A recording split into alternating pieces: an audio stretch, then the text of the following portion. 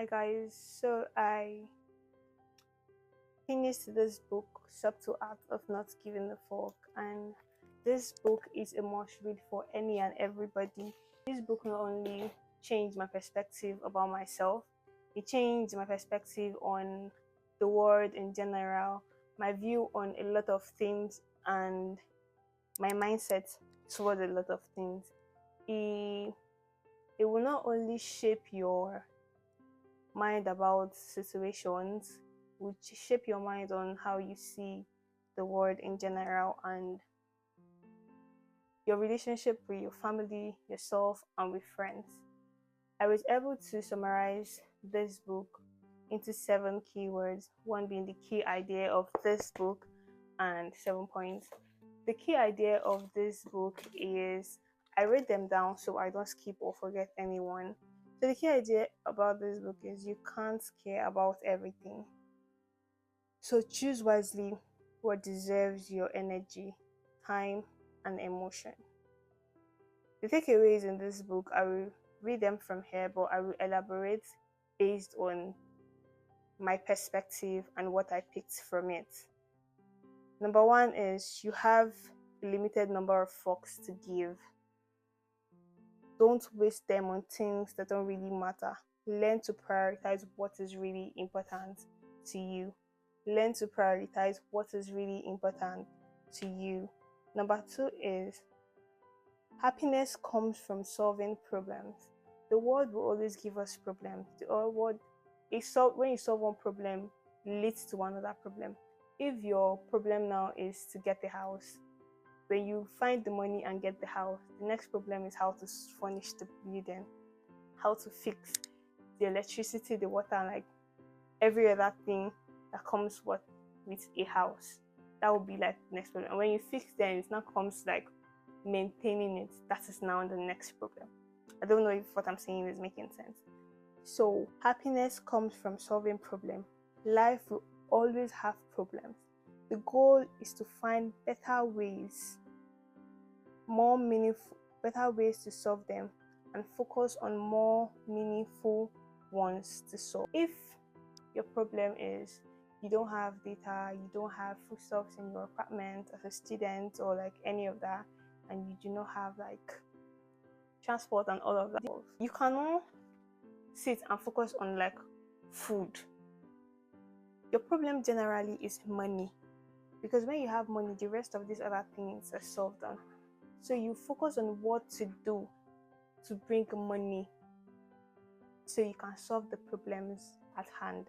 Because when you have money, you literally don't have like this rest of it. You cannot bother about transport, you cannot bother about food, you cannot bother about the rest of those things if you have money. So your problem is to find what to do or how to go about generating funds to sustain the rest of those other things. That's what it means by find more meaningful and focus your energy on the most important tasks to solve. You can't solve every problem.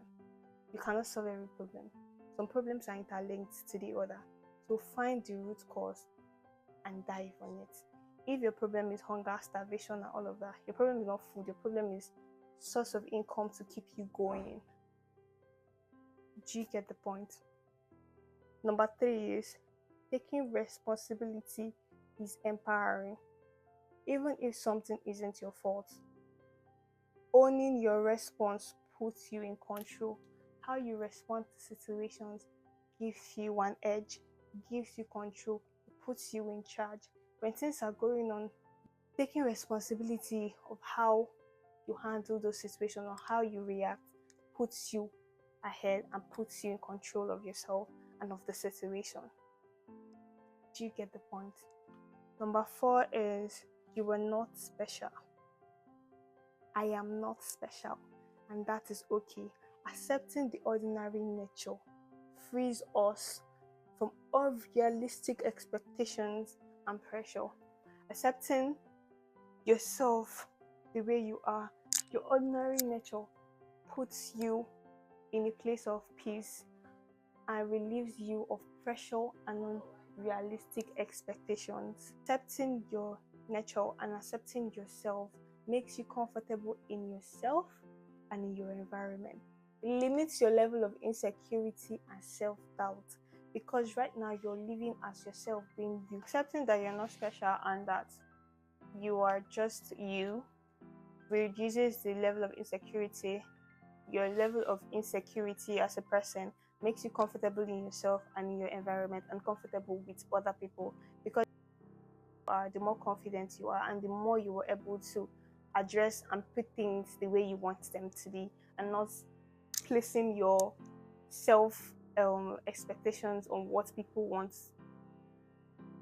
and not caring about, ignoring yourself. Like, I don't know if that makes sense. Now the fifth one is failure is the way forward. Growth comes from trying, learning, repeating, and failing. Growth come from trying, failing, learning, and repeating, not from playing it safe. So take that risk. Take the damn risk. Values matter more than success. Choose the value that are reality based, socially constructive, and immediate, like honesty, humility, and growth. Let me read that again. Values matter more than success.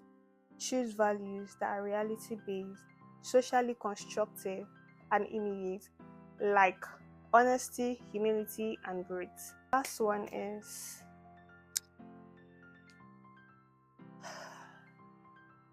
the last one comes with a lot of chills to me, because this past few weeks slash this month in general has been a really dark one, a really weird one for me.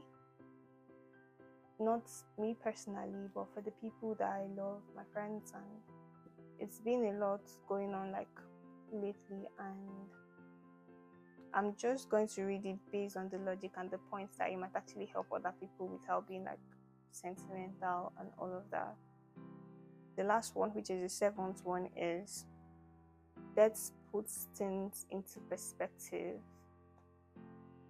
When you accept that you will die, you will begin to live truly and focus on what really matters. In this book, he was in this point he told a story about his friend who he really looked up to. The guy was older and all of that, and they went for a party. This friend is like his role model, like everything to him. And they went for a party, and during the course of the party, they were sitting down somewhere on a cliff, and below that cliff there was a pool. And jokingly he asked his friend if people could actually jump from that cliff into the pool, and the friend said yes, people do that all the time around here. And they just laughed over it, and that was it. So during the course of the party, like guys and all of that, he and his friends, he found a girl that he liked, and they started mingling, and he separated from his friend. So going, while he and the girl, or the girl and he, was going upstairs to get a drink, he saw his friend coming down from the staircase, and he asked, "Where can I meet you?" And the friend made one very funny statement. I've forgotten. Not try to seek something that he said, and the friend was joking. He was just trying to sound deep, despite the fact that he was drunk and all of that. So they laughed over it and like made small chat, and he went up to get the drink. After he had gotten the drink and he was coming down, he saw sirens and like people scattered. The party was no longer happening and all of that. So he asked questions and nobody was responding to him.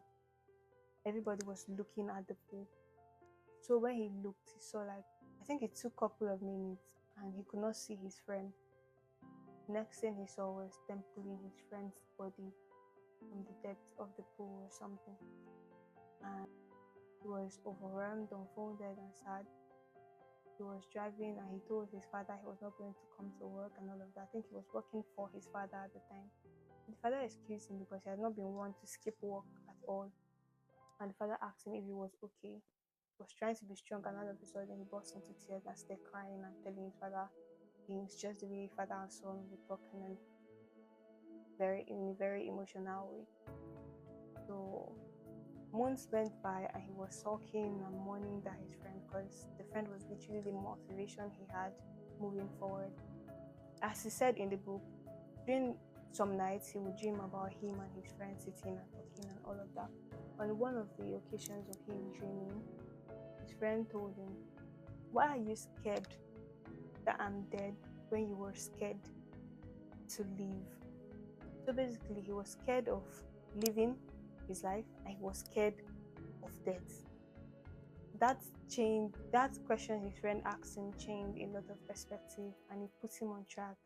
The challenge of actually wanting to live the most he can live triggered, and he started like physically doing the most he could as a person. He puts his fears aside and like, what is what? Let me live at least. Like, you get the point. So like that's the point of this part where he said, "Where now that puts things into perspective." This is really weird for me because I I have a little doubt about this part. Not because it's not true, but because I am in a very weird phase of mourning with myself and the people that I really care about and I love, who are going through grief like right now.